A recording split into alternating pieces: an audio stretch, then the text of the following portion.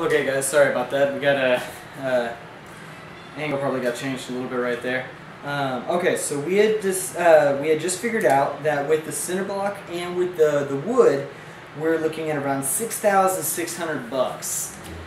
Well, that's obviously expensive, though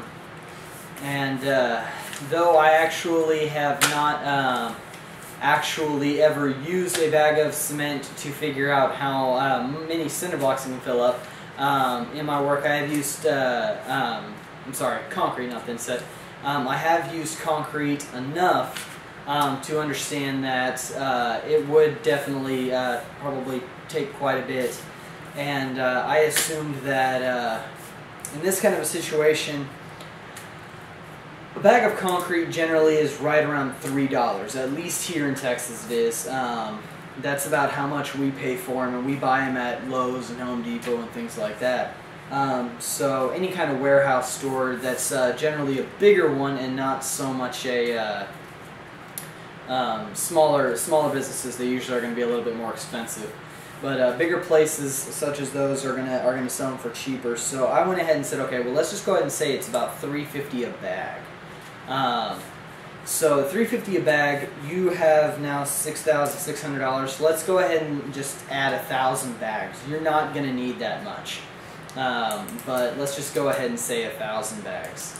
Of course, as you're going, you'll realize you're not going to need near that many, but let's just go ahead and move with that. So let's just say this is going to cost you a flat $10,000 if you're buying all of this stuff now. Now that's the cost of the materials. That's not to get it installed. That's not to have this wall built for you. You have to do this yourself, which is where a lot of people have the issue of it, because obviously $10,000 is a lot of money.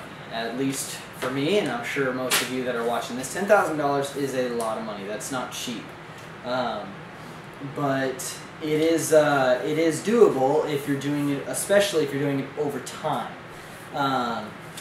I am guilty of this. I have actually not started, but I intend on getting some cinder blocks over time. And the thing is, it's not just for, okay guys, let's talk a little serious here. It's not just for the zombie apocalypse. We're talking about any kind of situation in which society kind of falls to a lower level of living, let's say, where people become a little bit more barbaric.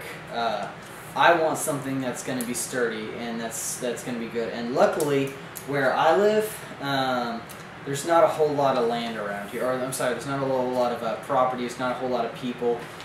So I definitely live in a very good part of Texas. I'm kind of in the middle of nowhere, essentially, which definitely helps in this kind of scenario, because you want less people coming through. Let's just say if it's a zombie apocalypse or any kind of apocalypse, you want less people coming through. Well, I like the idea of having a concrete wall going around my property anyway. So this is something that I plan on investing in over time. Just, you know, $50 here, $50 there, you know, maybe something like that every week, bi-weekly, that kind of thing. If you're doing every week, you're putting what, $2,500 aside a year, so it'll take about 4 years to get all the supplies to do it. Anyway, so let's say it costs you about $10,000. This is the cost of the supplies. You have to do it yourself. Well, for those of you who are asking, okay, well, exactly how do we do it then? I've already showed you right here on the back. I'm going to go ahead and kind of bring this up. I've already showed you on the back kind of like how you would have it. Well, obviously, you're not going to, let's just go ahead and flip to the other side and pretend that that's not even there, okay? Obviously, the idea is to do a brick pattern. You do not want to be doing a straight pattern where it's one right here, one right here, one right here, one right here. You want them overlapping each other. Obviously, this is going to allow stability. If you're talking about in this kind of a situation, you're going to want a 2x4 that's going to be going the ground about 4 feet, like I said, come up through here about 6 feet. So you've got it coming up and doing this right here. Well, this is coming up through the hole that's on this part and the hole that's on this part of these cinder blocks. Then you're going to move over one, and then over one, over one, over one, so on and so forth. You have it on the far side of each one, and then it goes up through the far side of this one, and then the opposite far side of this one, and so on and so forth. And then it'll repeat this pattern where this one will be above here, this one will be above that, and so on and so forth. Now obviously what this is going to do is this is going to create two. If you're wanting to make this 8 feet, you're gonna have 2 feet where there is no beam, or there are no beams going through. Well, in that kind of a situation, you can use scrap 2x4, something that's only going to be about 2 feet long or so, maybe a little bit longer, to where once you've, let's say this is the top. This is after this row, this is the top of the 6-footers right here. Well, before you pour cement in here, you pour cement to the bottom one right here, and then you put another 2x4 right here in this one, right here in this one. So this little 3-foot 2x4 or so comes up and goes up to the next, to the tall 8-foot section. That way you've just got the support up there. You're not really going to need it. Once you put the cinder blocks on there and cement them all in, they're going to hold. They're going to hold just fine. But obviously they will be a little bit easier to knock out. Now obviously I haven't explained the really fun part about this is filling all this up with cement. Now here's the main thing. When you're putting these 2x4s in, obviously you're going to want to use a post hole digger. Like I said, make it about 4 feet into the ground. You can either use post hole digger. Some people have drills that they actually have on kind of like tractor sets or whatever, that they can just drill into the ground and, I mean, literally turn what would end up being 15 minutes with a post hole digger if you're slow or if you're getting tired, into about 30 seconds with one of those drills. So once you do that, you put the board in there, the 2x4 in, and then you fill that up with cement. This is where a lot of your cement is going to go in the beginning. Is obviously it's gonna, well, that's where it's gonna go mainly, is into these holes, and it's gonna take up about a bag of cement. We just actually built a fence a few months back, and a bag of cement got us 2 of these holes. And it didn't quite fill it up all the way, but you don't really need it to. It was about maybe 8 inches shy of the top. But you really just wanted it, we had it covering the bottom 2.5, 3 feet, maybe a little bit more of the posts, which is enough. It's going to give it, made it very sturdy. Those we were actually using 4x4s, but they didn't want to go anywhere. Do the same thing with the 2x4s. Just dig your hole, you put the post in, you fill it up with cement, and let it sit. It will hold itself whenever the cement is actually finally in there. And then you move on to the next one and the next one, and just keep going and going on until you have it all. And whenever you have it finally up, this is the easy part. You take the cinder block. Now let's just say you've got a, here, actually I'm going to have to grab a, real quick. Alright, this is going to be really cheap looking, so just bear with me, guys. Alright, these are your 2x4s. They're sticking up out of the ground. This is a cinder block. It is obviously not. Hole right here, hole right here. Slide it over and then all the way down. Just let it drop all the way down. Now you've got your bottom set on this one. Except, I suppose it's going to be more like this.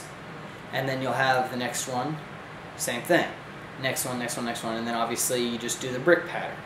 And you're just doing that going all the way up. Now obviously whenever you finally have all this done, pretty much almost every other hole is going to have a post through it. So what you're going to do at this point is, once you have it finally up to what you want it, you can actually do it as you go, but I would definitely recommend doing it once you're finished, only because it will it'll save you time. You're not having to switch between putting them on and filling them up. You fill it all, you get them all the way up, and then whenever you go up onto the top, you're going to look, and there's going to be that square hole or whatever. It's going to be a hole going all the way down to the ground now. And obviously in some you're going to see boards coming up, but it's still, there's going to be room in there. Just mix up your cement in a bucket, in a 5-gallon bucket, and just start pouring it down the holes, and just let it fill up and fill up and fill up. And whenever it finally fills up the hole, you just move on to the next one and just fill it all the way up. Next one, fill it all the way up. And this is where it's going to really take some time, guys. If I was to make a guess, I would say that a bag of fence, or a bag of concrete, if it was able to do about 3 feet, about the size of one of those holes. 3 feet is 36 inches, divided by 8, you're looking at 4, maybe 4.5. So you're looking at about maybe about four of these cinder blocks, 4, maybe 5 cinder blocks each.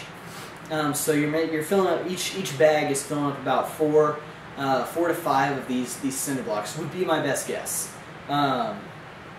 So if you have 3,600 bags, I'm sorry, 3,600 cinder blocks, then you're going to need 900 bags of concrete to fill all that up. So 1,000 is a pretty good estimate. I would think anyway. So that's what you're looking at. Is you have your post in, you put your cinder block over it, next post, cinder block over it, next post, cinder block over it. Obviously don't do it in that order. Do all the posts first, then do all the cinder blocks, then the cement, and then you're done.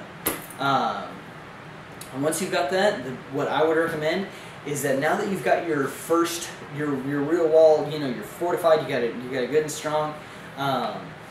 If what you wanted to do to kind of speed this process up and to save yourself time, it would save you time. It's not going to give you the same strength, but it would save you time just so you can get your base wall up. Is doing the same thing with the 2x4s, except not quite so close together. Maybe about instead of roughly every 16 inches, maybe jumping it to every 18 to 20 inches or so, just giving yourself that little bit extra. So every couple of boards, if you're going to 20 inches, I'm sorry, I'm losing my train of thought. Every 4 boards will be, you'll save yourself a board. You do that going all the way around, and then you use plywood, or I would actually highly recommend Durock. And then you screw it in. Durock comes in sheets of 3x5, so 20 inches would actually be good. You'd have 20 inches, 20 inches, 20 inches, and that would that'd give you 60 inches, which would be 5 feet, so that'd be 1 sheet of Durock. And then just have them going, sheets of Durock, and then do both sides of the 2x4. So you got your 2x4 set in, you got a wall of sheetrock on one side, a wall of sheetrock on the other side, and then you fill the whole thing up with cement. Obviously it's going to cost you more in cement, but it's going to cost you less in supplies, because a sheet of Durock will definitely cover more ground than all of the cinder blocks would. So I don't know, I haven't done the math on that, so I don't really know exactly what it would be looking at as far as price-wise, but a sheet of Durock here is about $9 a sheet. But it does cover 15 square feet, but you have to have 2, one on either side. So you kind of have to look at it yourself and figure out what would be more beneficial for you. But then, like I said, if you're going with a cinder block wall, you've got a pretty well fortified wall. Zombies are not going to be able to come and push that over. Let me check my time. I'm good still. Okay.